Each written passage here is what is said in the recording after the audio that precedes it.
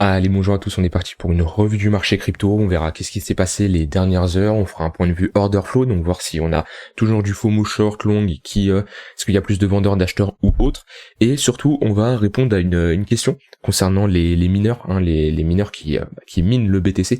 Je vois beaucoup d'infos, de fausses informations circuler sur Twitter, Discord ou sur les réseaux sociaux en général, de gens disant que on peut pas aller plus bas, tout simplement parce que sinon les mineurs se vendraient à perte.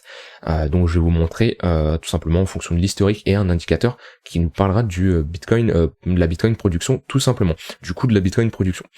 Donc d'un point de vue technique, on était dans notre range qu'on a cassé à la baisse. Hier on a fait une journée un peu folle, vu qu'on a fait un plus 10%, voire jusqu'à plus 15%, et on n'a pas réintégré le range, on a fait un pullback dessus, et là on est en train de rejeter. Donc ça c'est quelque chose de très intéressant à signaler, c'est que c'est quelque chose de bearish, vu que là on a essayé de réintégrer, on a des vendeurs qui se sont montrés très puissants aux acheteurs et qui ont réussi à repousser le prix vers le bas, donc ça nous montre qu'on a des vendeurs très agressifs au niveau des 17 700 $, et aussi je présume, je vous ai déjà montré dans une vidéo comment ça se passe, mais on a des acheteurs qui ont clôturé leur position. Ici on a eu plein d'acheteurs qui ont long à un maximum en se disant ok, le marché il va poser son bottom parce que c'est un support, et du coup ils ont acheté le support, et vu qu'ils ont eu la tête sous l'eau, vu qu'on a été plus bas au niveau de leur prix, et quand on est revenu sur leur prix d'entrée, tout simplement, on est revenu à leur prix d'entrée où ils avaient acheté, et le fait qu'ils avaient la tête sous l'eau pendant un long moment, c'était une période difficile vu qu'ils ont connu, alors en plus s'ils étaient en levier, mais déjà ils ont connu un plus 10%, donc s'ils étaient en levier,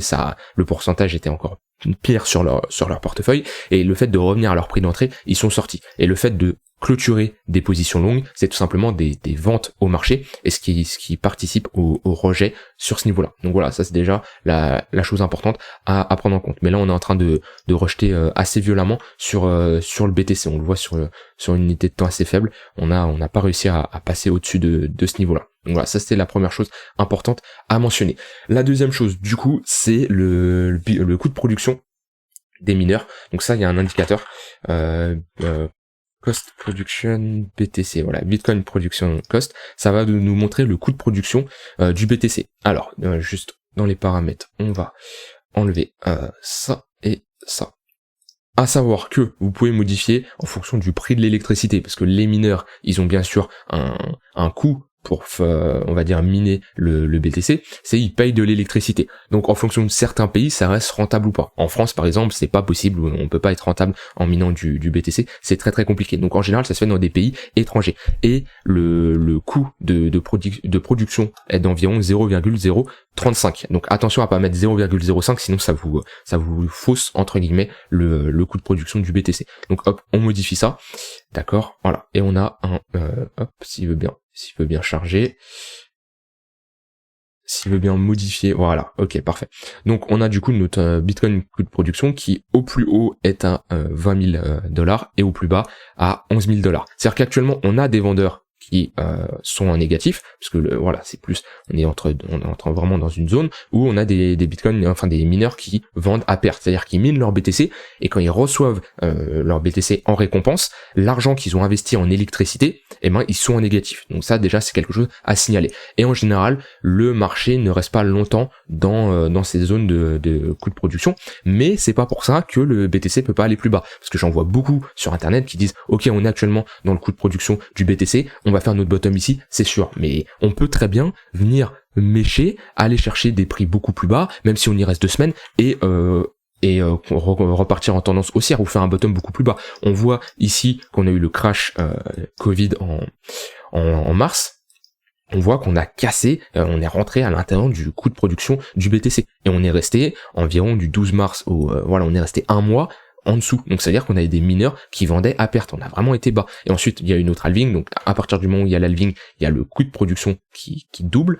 Donc voilà, c'est quelque chose de très classique, on a une autre halving, mais on voit tout simplement que le prix a été beaucoup plus bas. Donc c'est quelque chose de classique, et c'est une forte, c'est possible. Enfin, ça sert à rien de dire oui, le BTC ne peut pas aller plus bas. Maintenant, ce qu'on peut se dire, c'est il y a de grandes probabilités que le bottom se fasse globalement dans cette zone. Il peut aller plus bas, On peut mécher plus bas sur des unités de temps assez courtes, mais globalement, il y a de grandes probabilités que le bottom se fasse dans cette zone. Mais attention aux gens qui disent oui, le coût de production c'est la localisation parfaite. À savoir aussi que le coût de production du BTC peut descendre. On voit ici, on a touché le niveau haut du coût de production et ensuite l'indicateur a baissé. Et on peut faire la même chose, on peut très bien baisser. Donc attention, en temps réel, il y a des mineurs qui vendent en négatif, mais c'est pas une raison pour se dire que le bottom est 100% ici. Donc voilà, il n'y a pas d'indicateur magique, hein, voilà, attention à ne pas croire beaucoup de conneries qui dit sur les réseaux sociaux en général. Donc voilà, ça c'est quelque chose que je voulais vous avertir là-dessus, mais l'indicateur vous pouvez le retrouver en tapant Bitcoin Production Cost et pensez bien à mettre 0,035, c'est quelque chose de très très important. Voilà globalement sur ça. D'un point de vue order flow, donc qu'est-ce qu'on constate? Alors on va aller sur une date un peu plus courte, on va aller en 1 heure. Donc ici on avait toute une zone où ça a FOMO short en masse, avec un open interest qui monte et un funding négatif. On est venu liquider ici tous les shorters qu'on FOMO. On voit que l'open interest il a baissé et on a eu des liquidations short, donc on a liquidé les shorters. Et actuellement qu'est-ce qu'on a? On a un open interest assez plat de ce que je vois, on a toujours un open interest qui baisse. On a un funding qui est toujours négatif mais qui revenait positif, donc c'est à dire qu'on avait c'était un peu équitable au niveau des vendeurs et des acheteurs, mais on a un open interest toujours qui chute, donc c'est intéressant, c'est qu'il n'y a pas spécialement de FOMO. On n'est pas en mode voilà, on cherche à FOMO absolument à long ou à short le marché comme on avait ici. Donc l'open interest qui chute, et ce qui est intéressant, ça serait vraiment d'avoir un open interest global en vue daily ici qui chute, parce que là on avait voilà, on était dans un range et on avait un open interest qui montait énormément. Donc là, il y avait plein de gens qui ouvraient des positions, que ça soit short ou long, hein, mais bon, on avait un funding un peu positif, donc il y a quand même plus de shorters que de long, et de toute façon on le voit, ici on a liquidé pas mal de gens, mais on a liquidé aussi des shorts, on le voit sur cette zone-là, qu'on a cassé notre range à la hausse, on a liquidé pas mal de shorters. Mais voilà, ce qui est bien, c'est qu'on décharge un peu le mouvement, puisqu'il y a énormément de gens qui étaient en leverage, donc avec des leviers, et c'est toujours intéressant de, on va dire, vider le train pour le marché n'aime pas partir à la hausse quand le train est trop élevé. Voilà, c'est quelque chose de classique. Même c'est pas du sûr à 100%, parce que dans ce bottom là, on voit qu'on avait pas mal de positions qui étaient ouvertes. Maintenant, on avait aussi pas mal de shorters. On avait un funding négatif et on le voit qu'on a cassé à la hausse. On a l'open interest qui a légèrement chuté et on a liquidé pas mal de shorters. Mais globalement, le marché aime bien avoir une reprise haussière quand l'open interest est beaucoup plus calme, beaucoup plus faible et qu'on n'a pas des gens qui FOMO tout simplement. Donc ça, c'est quelque chose à suivre. Voilà, j'ai dit ce que j'avais envie de dire, tout ce que j'avais à dire en ce samedi. Pas grand chose à dire de plus pour le moment. L'affaire FTX Binance n'avance pas spécialement. Il y a plus on va dire de fausses news.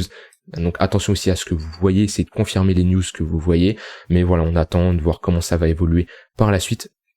Mais là déjà on a comblé une partie d'imbalance, il y a toujours une zone d'imbalance à venir combler, hein, mais les zones d'imbalance c'est des zones où il y a eu très peu d'échanges.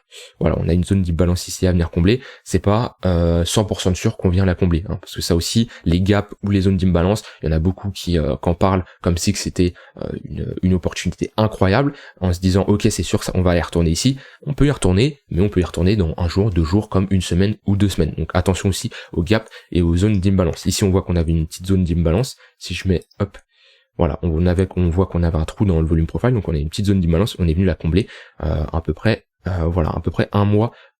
Non, j'ai un peu abusé, à peu près 2 semaines par la suite. Donc voilà, attention à ne pas FOMO les gaps et les déséquilibres de marché. Voilà, j'ai terminé avec le BTC. Faites toujours attention, profitez-en dans ces temps-là pour vous former.